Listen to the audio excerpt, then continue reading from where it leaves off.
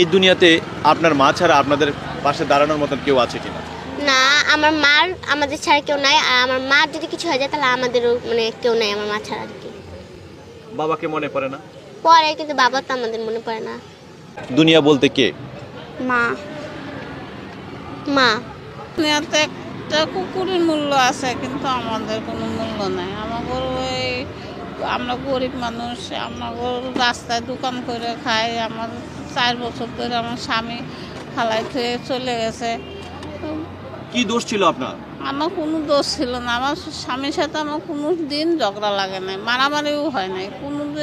অনেক স্বামীর সাথে বউ করে অনেক ঝগড়া লাগে, কিন্তু আমার সাথে কোনো ঝগড়া লাগে নাই। আমার স্বামীরে আমার বাচ্চারা জানতো আমার স্বামী হয় না, আমার দাদা হয়, এরকম জানতো। কিন্তু ফালাই থুয়ে চলে গেল কি জন্য তাও জানি না। কিন্তু হয়তো বা আমার কোনো দোষ ছিল, এর জন্য হালাই থুয়ে গেছে। কিন্তু আমার সন্তানরা কি করছে? আমি তো ধরো আমার অধিকার না দিলেও না দিতে পারতো, কিন্তু আমার সন্তান করে তো দেখতো। আমাদেরকে একটু বলবেন, এই দুটি নিষ্পাপ কন্যা সন্তান, এই সন্তানদের কোনো কিছু হলে বা এই সন্তানের যদি কিছু হয়ে যায় বা আপনাকে দেখার মতন কেউ আছে? না, আমার সন্তান দুইটা যদি কিছু হয়ে যায় আমার দেখার মতন কেউ নাই। আপনার যদি কিছু হয়ে যায় তাহলে সন্তানের যাওয়ার মতন কোনো রাস্তা আছে কিনা? আমার সন্তানদের যাওয়ার মতো কোনো রাস্তা নাই, কোনো আত্মস্বজন নাই। কিন্তু এই গভীর রাত পর্যন্ত দুটি কন্যা সন্তানকে নিয়ে আপনি খোলা আকাশে নিচে কেন, আমাদেরকে একটু বলবেন। এই দিনগুণ ভালো না। আমি রাস্তায় সারা রাত থাকি। যদি বলবো ঘরে কেউ যায় কিছু করে জন্য ভয়ে আমি বাচ্চা দুইটারে নিয়ে আসছি সাথে।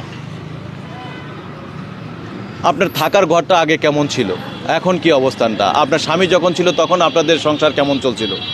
আমার স্বামী যখন ছিল তখন আমরা একটা ফ্ল্যাট রুমে থাকতাম। আমার আর একটা ফ্যামিলি আছিল, আমরা 2টা ফ্ল্যাট রুমে থাকতাম। কিন্তু এখন তো অবস্থান ভালো না। আগে আমরা সবসময় ভালো খাইতাম, ভালো চলতাম, ভালো কাপড় চোপড় কিনতাম। এখন তো ছিঁড়া কাপড় পরি, হয়তো কেউ দান করে হেঁটে পরি। আগে ফ্ল্যাট বাড়িতে থাকতেন, এখন কোথায় থাকেন? এখন স্বামী চলে যাওয়ার পর কোথায় থাকেন? স্বামী চলে যাওয়ার পরে ছোট্ট একটা ঘরে থাকি। না, প্রথম আপনার স্বামী চলে যাওয়ার পর আপনারা তখন কোথায় ছিলেন? একটা সিঁড়ির নিচে ছিলাম। সিঁড়ির নিচে কি থাকা যায়? কষ্ট হতো। কেমন জায়গা ওটা? জায়গাটা কতটা বড়? বৃষ্টি আইলেই পানি হতো, পাও মেলান যেত না। ওই খাটের ওই বিছনার উপরে সব খাইতাম, বিছনার উপরে কুটা পাছা করতাম, বিছনার উপরে সব করতাম। সেই ঘরে কি দাঁড়ানো যায়? না, দাঁড়ানো যায় না।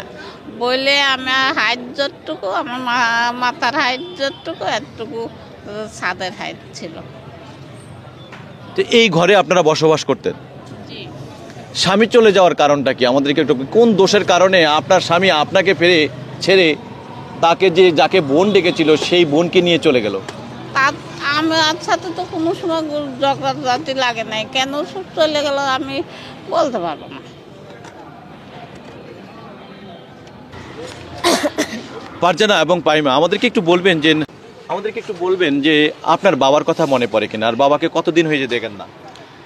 অনেক মনে পড়ে। আর প্রায় 4 বছর, এই রমজানে মানে 13 রমজানে 4 বছর হবে। এই 13 রমজানে 4 বছর হবে। বাবাকে ছাড়া থাকতে ভালো লাগে না? আমি আমার বাবারে সবচেয়ে বেশি ভালোবাসতাম। সেই বাবাকে ছাড়া 4 বছর আপনি থাকতে কেমন লাগতেছে? অনেক বাজে, জঘন্য। এতটা কষ্ট আমি কখনো পাই নাই আমার আব্বু থাকা অবস্থায়। আপনারা ছাড়া আপনার মায়ের আর কেউ আছে কিনা? না, আমরা ছাড়া আমার মায়ের আর কেউ নেই। আর মানে আমার মা ছাড়া আমাদেরও কেউ নেই এই দুনিয়াতে। যে সন্তান মাকে ছাড়া থাকতে পারে না, যে সন্তান বাবাকে ছাড়া থাকতে পারে না, আজ সন্তান বাবাকে ছেড়ে 4টি বছর এই খোলা আকাশের নিচে মায়ের সাথে। আপনি কি কখনো চিন্তা করেছেন আপনার স্বামীকে ছাড়া আপনার সন্তানগুলা এভাবে বাঁচতে হবে আপনার একা? না, কখনো চিন্তা করি নাই। দেশবাসীর কাছে কি চান আপনি? দেশবাসীর কাছে আমি দোয়া চাই আর একটু সাহায্য সহযোগিতা চাই, যাতে আমার বাচ্চা পোলাপানগুলো আমি ভালোভাবে মানুষ করতে পারি। আমরা কি আপনার মোবাইল নাম্বারটা দিয়ে দিতে পারবো? আমার তো মোবাইল নাই, কালকে আমি একটা নাম্বার দেবো, আপনি বসাই দেন।